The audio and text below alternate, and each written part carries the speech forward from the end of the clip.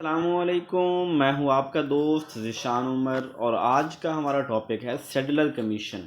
آپ نے سنا ہوگا سیڈلر کمیشن کے حوالے سے ہسٹری آف ایجوکیشن میں جو ہے ہماری جو پارٹیشن سے پہلے بیفور پارٹیشن جو ہسٹری آف ایجوکیشن ہے اس میں سیڈلر کمیشن کی کیا اہمیت ہے۔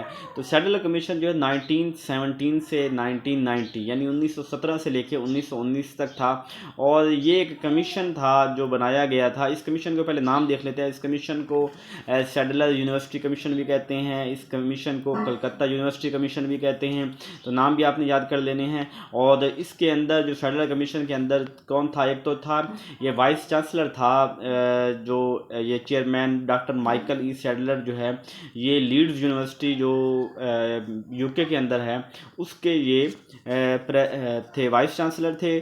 اور ان کو یہاں پہ بھیجا گیا، کیوں بھیجا گیا کہ وہاں کے ایجوکیشن سسٹم جو ہے، ایلیمنٹری ایجوکیشن سسٹم جو بر صغیر کا ہے، انڈو پاک کا ہے، وہاں کا اس کو میئر کرنے کے لیے، اس کو چیک کرنے، ایگزامن کرنے کے لیے بھیجا گیا۔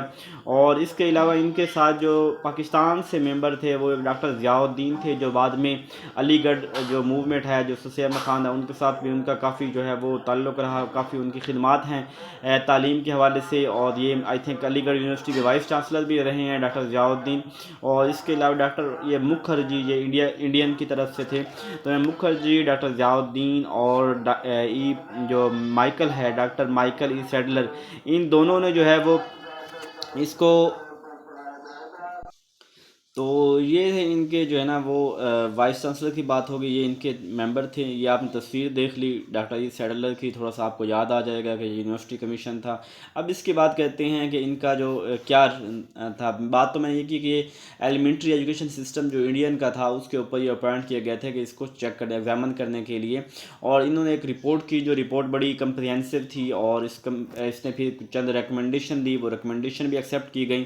اور یہ جو ریکمنڈیشن تھی وہ یعنی یہ ساری جو ان کا کمیشن تھا، یہ فیوچرسٹ پرسپیکٹو سے تھا کہ فیوچر کے اندر ہم کیسے دیکھنے جا رہے ہیں۔ اور اسی جو ہے کمیشن کی بنیاد پہ جو ہے وہ central advisory body of education establish, یعنی ایجوکیشن کی ایک باڈی جو ہے وہ بر صغیر کے اندر جو ہے وہ اسٹیبلش کی گئی۔ اچھا جی، ان کی کیا ریکمنڈیشن تھی ان کی رپورٹس میں؟ ایک تو یہ تھا کہ secondary education at intermediate school, پہلے جو سیکنڈری ایجوکیشن تھی جسے آج ہم 9ویں 10ویں کی ایجوکیشن کہتے ہیں، یہ ایجوکیشن بھی یونیورسٹی کے اندر ہوتی تھی۔ تو اس کے اندر انہوں نے کہا کہ یہ جو سیکنڈری ایجوکیشن ہے 9 10 یہ ایجوکیشن جو ہے وہ اسکول کے حوالے کرنی چاہیے، انٹرمیڈیٹ اسکول کے حوالے کرنی چاہیے، اس کو وہاں یونیورسٹی سے واپس لینا چاہیے، اور یونیورسٹی جو ہے وہ صرف ہائر ایجوکیشن کے لیے ہونی چاہیے۔ اس کے علاوہ انہوں نے کہا کہ جو ایجوکیشن کے بورڈز ہیں، یعنی یہ چونکہ جو انٹرمیڈیٹ اسکول ہیں یہ بورڈز کے متحد چلتے تھے، تو جو بورڈز ہیں یہ ہر پروونس کے اندر ایک بورڈ ہونا چاہیے۔ اور اس کے علاوہ انہوں نے کہا کہ کالج جو ہے وہ سینٹرلائزڈ یونیورسٹی کالج جو ہے وہ یونیورسٹی کے انڈر ہونا چاہیے۔ جیسے آج بھی ہمارے پاس جو کالجز ہیں ان کو ڈگری یونیورسٹی ملتی ہے، تو سینٹرلائزڈ جو ہے وہ یونیورسٹی ہے، وہ کالج کو ڈگری پرووائڈ کرتی ہے۔